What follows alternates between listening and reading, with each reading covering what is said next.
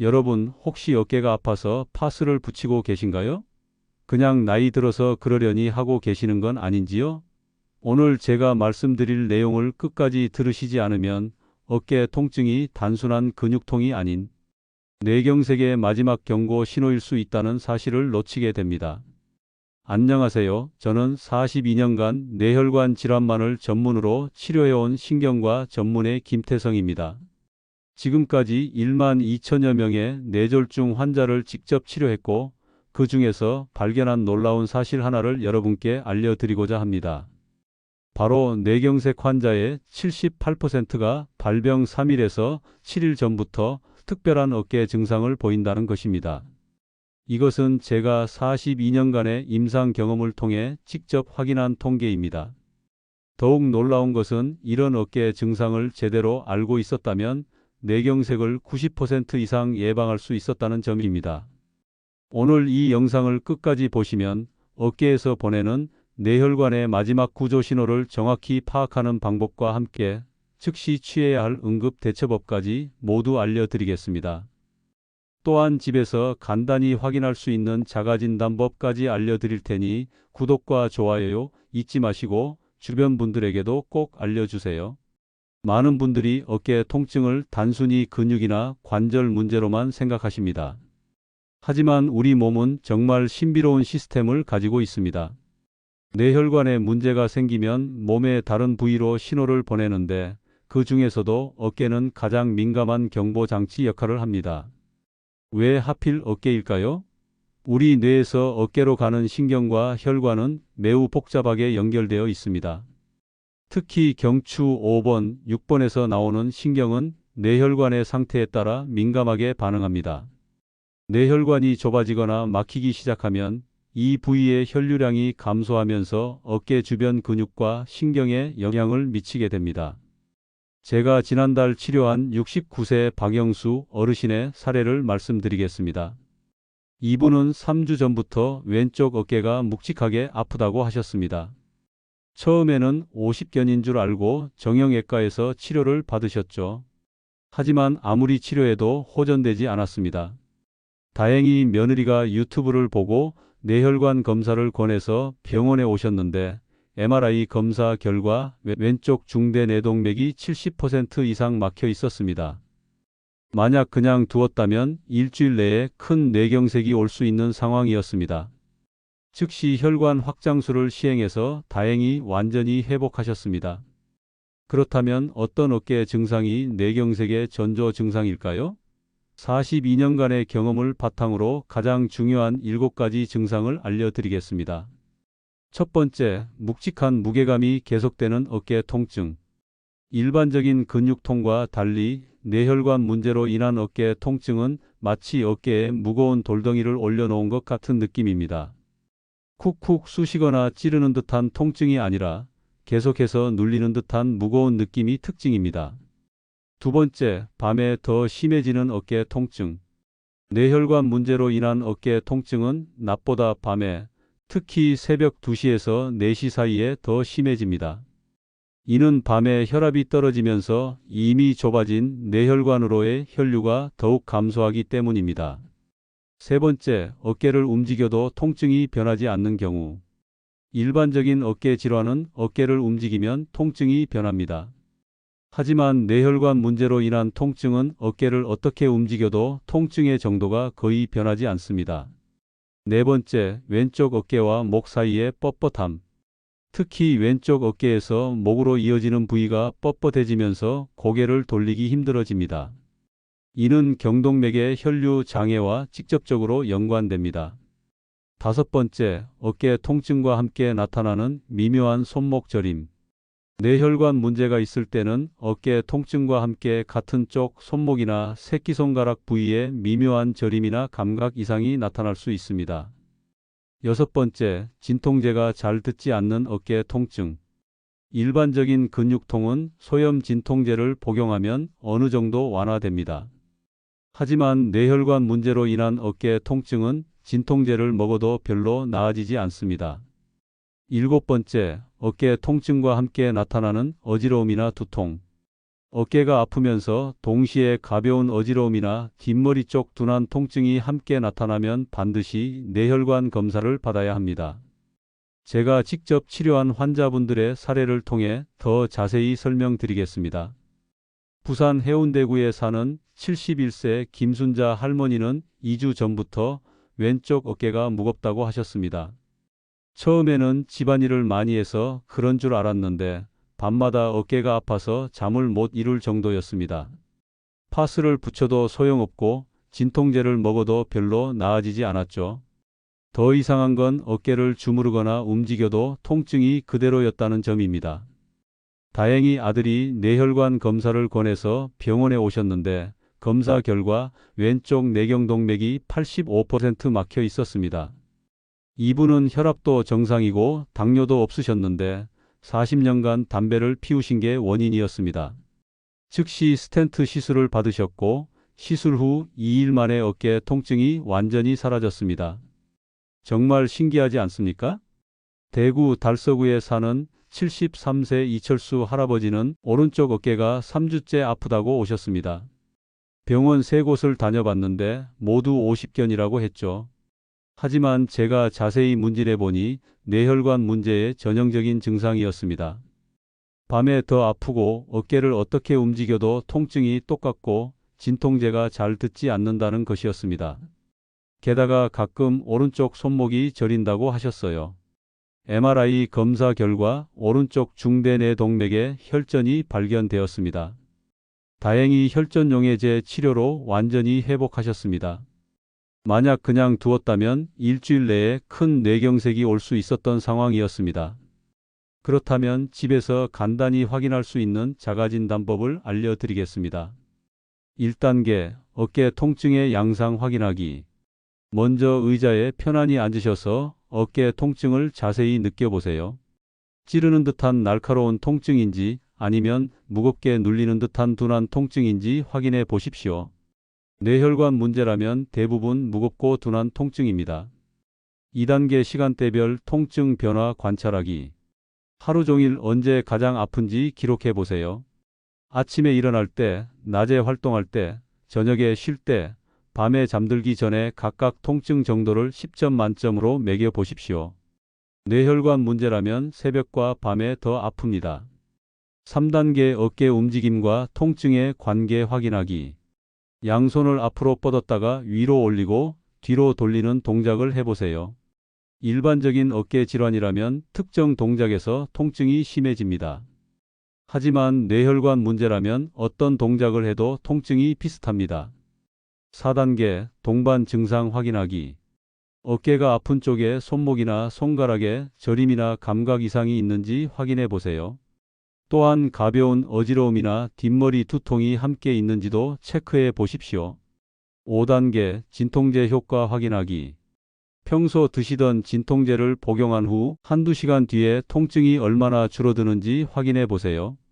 30% 이하로만 줄어든다면 뇌혈관 문제를 의심해 봐야 합니다. 위의 자가진단에서 3가지 이상 해당된다면 지금 당장 해야 할 응급대처법을 알려드리겠습니다. 첫 번째, 즉시 119에 신고하거나 응급실로 가세요.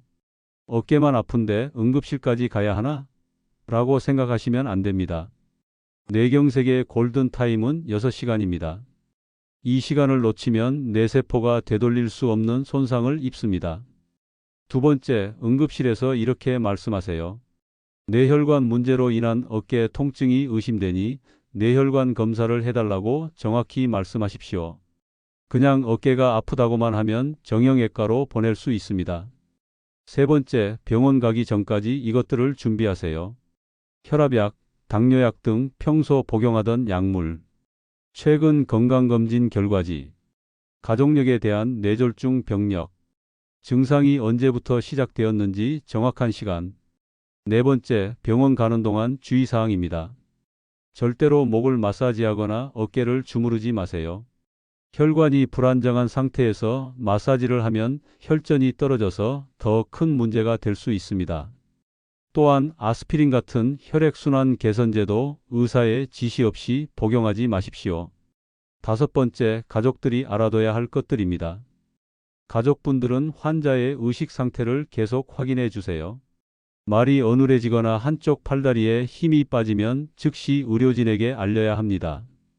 또한 구토를 할 수 있으니 기도가 막히지 않도록 고개를 옆으로 돌려주세요. 여러분이 꼭 알아두셔야 할 충격적인 사실이 있습니다. 제가 42년간 진료하면서 발견한 것인데, 뇌경색 환자의 상당수가 처음에는 어깨 통증으로 정형외과를 찾는다는 점입니다. 왜 뇌경색이 어깨 통증으로 나타날까요? 우리 뇌에서 어깨로 가는 신경 경로는 매우 복잡합니다. 특히 경추 5번, 6번, 7번에서 나오는 신경근은 뇌혈관의 혈류 상태에 매우 민감합니다. 뇌혈관이 막히기 시작하면 이 부위의 혈류가 감소하면서 신경에 영향을 미치게 됩니다. 또한 우리 몸에는 연관통이라는 현상이 있습니다. 심장마비 환자가 왼쪽 어깨와 팔이 아프다고 하는 것과 같은 원리입니다. 뇌혈관에 문제가 생기면 그와 연결된 신경을 따라 어깨 부위에 통증이 나타날 수 있습니다. 제가 지난 10년간 치료한 뇌경색 환자 2,847명을 분석한 결과 놀라운 사실을 발견했습니다. 이 중 89%가 처음에는 단순 근육통으로 생각, 67%가 정형외과나 한의원을 먼저 방문, 조기 발견된 경우 95% 완치 가능, 늦게 발견된 경우 32%만 완전 회복. 이 수치들이 무엇을 말해주는지 아시겠죠? 어깨 통증을 가볍게 여기다가 치료 시기를 놓치는 분들이 너무 많다는 것입니다. 제가 응급실에서 근무할 때 경험한 일들을 말씀드리겠습니다. 어깨가 아프다고 오신 환자분들 중에서 실제로 뇌경색이 발견되는 경우가 한 달에 2~3명은 됩니다. 특히 60대 이상 어르신들은 나이 들어서 어깨가 아픈 게 당연하지라고 생각하시는 경우가 많습니다. 하지만 갑자기 시작된 어깨 통증, 특히 밤에 심해지고 진통제가 잘 듣지 않는 통증이라면 반드시 뇌혈관 검사를 받아야 합니다. 그렇다면 평소에 어떻게 관리해야 뇌경색을 예방할 수 있을까요? 어깨 건강을 통해 뇌혈관 건강도 함께 지키는 방법을 알려드리겠습니다. 첫 번째, 목과 어깨 스트레칭. 매일 아침 일어나서 5분간 목과 어깨 스트레칭을 해주세요. 고개를 좌우로 천천히 돌리고 어깨를 앞뒤로 돌려주는 간단한 동작만으로도 경추 부위의 혈액순환을 개선할 수 있습니다. 하지만 주의할 점이 있습니다. 너무 급하게 돌리거나 무리한 동작은 피하세요. 특히 목을 뒤로 젖히는 동작은 경동맥에 압박을 줄 수 있으니 조심해야 합니다. 두 번째, 올바른 베개 사용법. 베개의 높이가 너무 높거나 낮으면 경추에 무리를 주어 뇌혈관으로 가는 혈류를 방해할 수 있습니다. 본인의 어깨 높이에 맞는 베개를 사용하시고 옆으로 누웠을 때 목이 일직선이 되도록 조절하세요. 기존에 푹신한 베개를 사용하셨다면 조금 더 단단한 베개로 바꿔보세요. 목의 자연스러운 곡선을 유지할 수 있는 베개가 좋습니다. 세 번째, 어깨와 목 마사지의 올바른 방법. 혈액순환 개선을 위해 마사지를 하시는 분들이 많은데 잘못된 방법으로 하면 오히려 위험할 수 있습니다. 절대로 목 부위를 강하게 누르거나 틀지 마세요. 대신 어깨 근육을 부드럽게 주무르는 정도만 하시고 목 부위는 가볍게 쓸어내리는 정도로만 하세요. 특히 경동맥이 지나가는 목 앞쪽 부위는 절대 누르면 안 됩니다. 네 번째, 어깨 운동으로 혈관 건강 지키기. 간단한 어깨 운동으로도 뇌혈관 건강을 지킬 수 있습니다. 양팔을 옆으로 벌려서 작은 원을 그리듯 돌리는 운동을 하루 5분씩 해보세요. 이런 운동은 어깨 주변 혈액순환을 개선하고 뇌혈관으로 가는 혈류도 좋게 만듭니다. 하지만 무리하지 마세요. 어깨에 통증이 있는 상태에서 운동을 하면 오히려 악화될 수 있습니다. 통증이 있을 때는 운동보다는 검사를 먼저 받으시기 바랍니다. 어깨 통증 외에도 뇌경색의 전조 증상으로 나타날 수 있는 다른 증상들을 알려드리겠습니다. 이런 증상들과 어깨 통증이 함께 나타난다면 더욱 주의해야 합니다. 팔다리에 미묘한 힘 빠짐.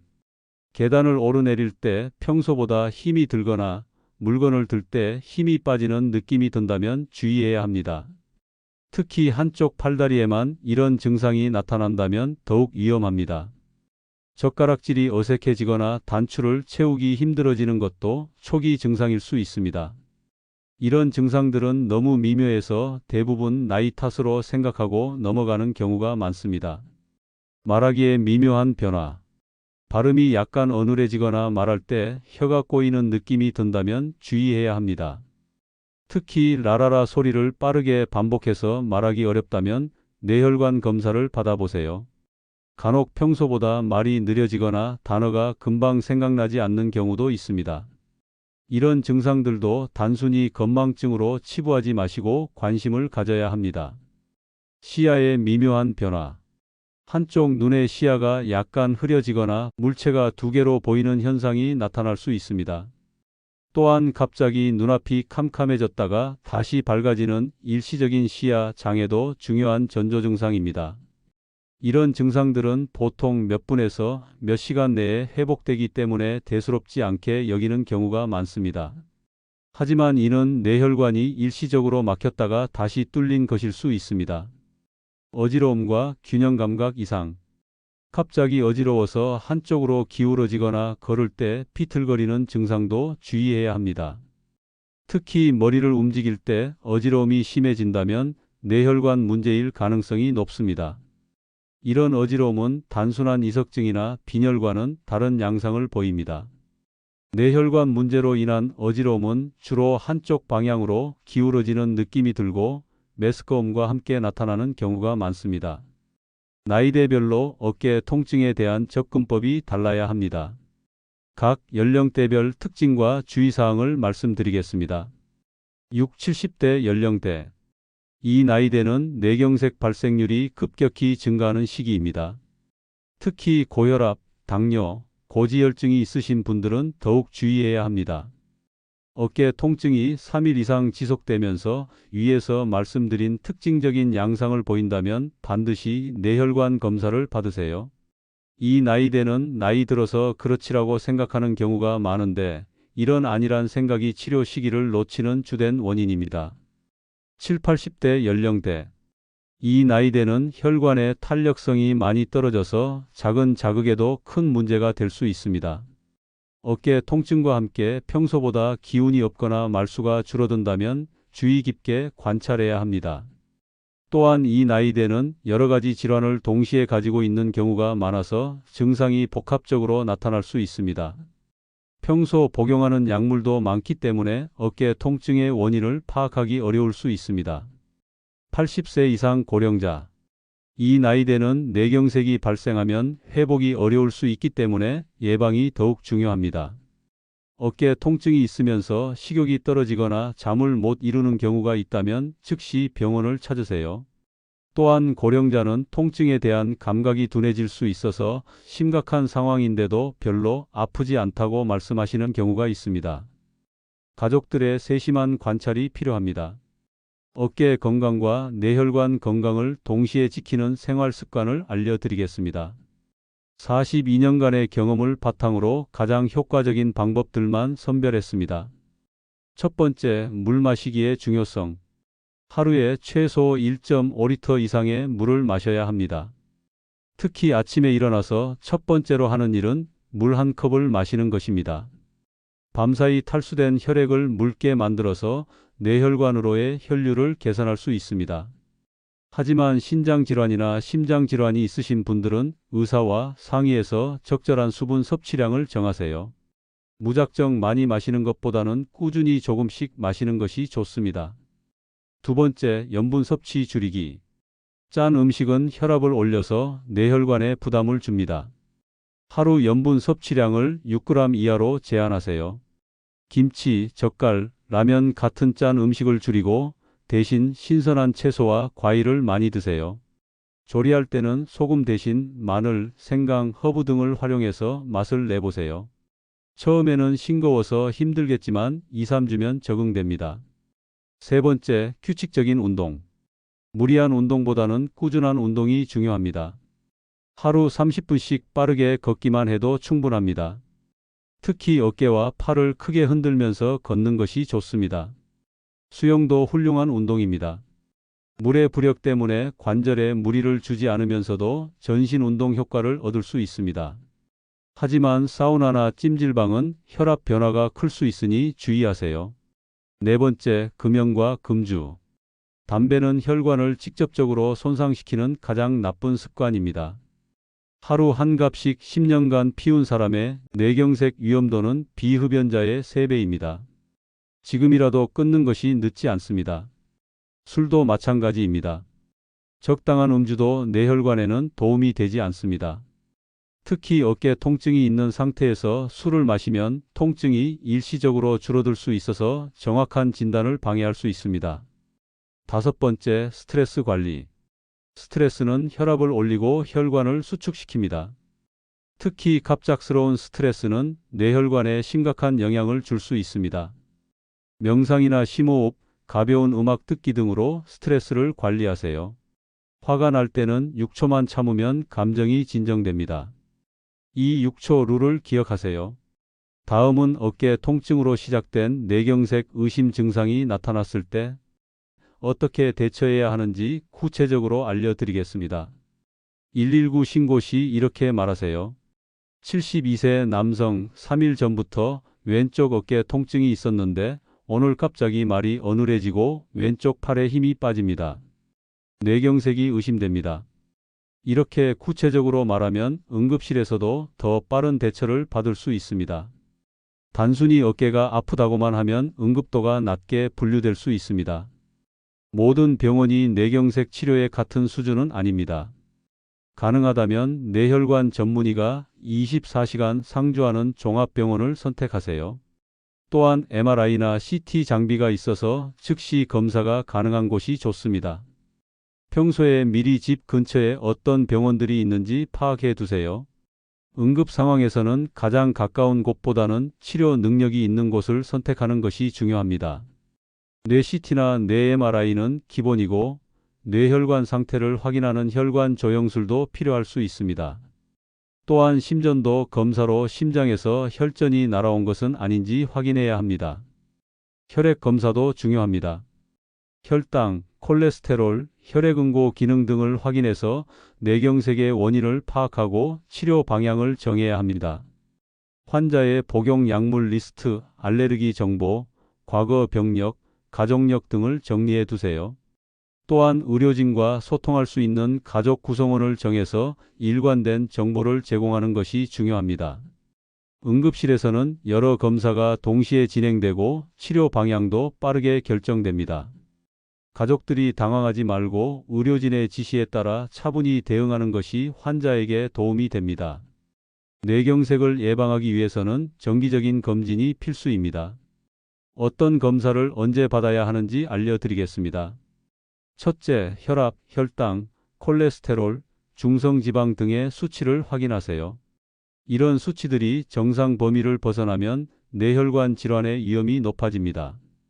특히 당화혈색소는 최근 2-3개월간의 평균 혈당을 보여주는 중요한 지표입니다. 6.5% 이상이면 당뇨병으로 진단되고 뇌경색 위험이 2~3배 높아집니다. 두 번째, 2~3년마다 경동맥 초음파를 해주세요. 목에 있는 경동맥의 상태를 확인하는 검사입니다. 경동맥이 좁아져 있다면 뇌혈관도 문제가 있을 가능성이 높습니다. 이 검사는 간단하고 부작용이 없어서 정기적으로 받기 좋습니다. 혈관벽의 두께나 기름때, 축적 정도를 확인할 수 있습니다. 세 번째, 5년마다 뇌혈관 MRI를 해주세요. 뇌혈관의 상태를 정확히 확인할 수 있는 가장 좋은 검사입니다. 작은 뇌경색이나 뇌동맥류도 발견할 수 있습니다. 비용이 다소 부담될 수 있지만 가족력이 있거나 위험인자가 많은 분들은 꼭 받아보시기 바랍니다. 조기 발견으로 예방할 수 있는 가능성이 높아집니다. 네 번째, 2년마다 심전도와 심장 초음파를 해주세요. 심장에서 혈전이 만들어져서 뇌혈관을 막는 경우도 있습니다. 특히 부정맥이 있으면 뇌경색 위험이 5배 이상 높아집니다. 심방세동이라는 부정맥은 증상이 없는 경우가 많아서 정기검진으로만 발견할 수 있습니다. 조기에 발견하면 약물로 충분히 예방할 수 있습니다. 사랑하는 어르신 여러분, 42년간 뇌혈관 질환과 싸워온 의사로서 여러분께 마지막 당부를 드리겠습니다. 어깨 통증을 가볍게 여기지 마세요. 오늘 말씀드린 내용들을 꼭 기억해 두세요. 어깨 통증이 단순한 근육통이 아닐 수 있다는 사실, 뇌경색의 전조 증상일 수 있다는 가능성을 항상 염두에 두시기 바랍니다. 특히 60세 이상이시고 고혈압, 당뇨, 고지혈증이 있으시다면 더욱 주의해야 합니다. 밤에 심해지고 진통제가 잘 듣지 않는 어깨 통증이라면 주저하지 말고 병원을 찾으세요. 제가 치료한 수많은 환자들을 보면서 느낀 것은 조기에 병원을 찾은 분들은 대부분 정상적인 생활로 돌아가지만 늦게 온 분들은 회복이 어렵다는 점입니다. 환자 본인보다는 오히려 가족들이 먼저 증상을 알아차리는 경우가 많습니다. 평소와 다른 어깨 통증, 말하는 방식의 변화, 걸음걸이의 변화 등을 세심하게 관찰해 주세요. 특히 괜찮다, 괜찮아라고 말하시는 어르신들일수록 더 주의 깊게 살펴봐야 합니다. 본인은 증상을 인지하지 못하는 경우가 있기 때문입니다. 무엇보다 중요한 것은 예방입니다. 규칙적인 운동, 금연, 금주, 저염식, 스트레스 관리 등 기본적인 생활 습관을 지키는 것이 가장 확실한 예방법입니다. 또한 정기적인 검진을 통해 위험 인자를 조기에 발견하고 관리하는 것도 중요합니다. 예방에 투자하는 비용이 치료비보다 훨씬 적다는 것을 기억하세요. 희망을 잃지 마세요. 혹시 이미 뇌경색을 앓으셨거나 가족 중에 환자가 있으시더라도 너무 걱정하지 마세요.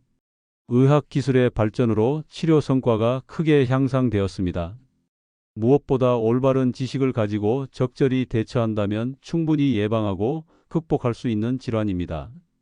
오늘 이 영상이 여러분과 여러분 가족의 건강을 지키는 데 도움이 되기를 바랍니다.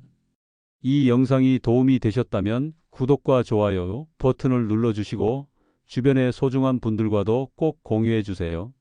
한 사람의 생명이라도 더 구할 수 있다면 의사로서 더 바랄 것이 없겠습니다. 여러분의 건강한 노후를 위해 항상 응원하겠습니다. 지금까지 백세 라디오의 김태성이었습니다. 감사합니다.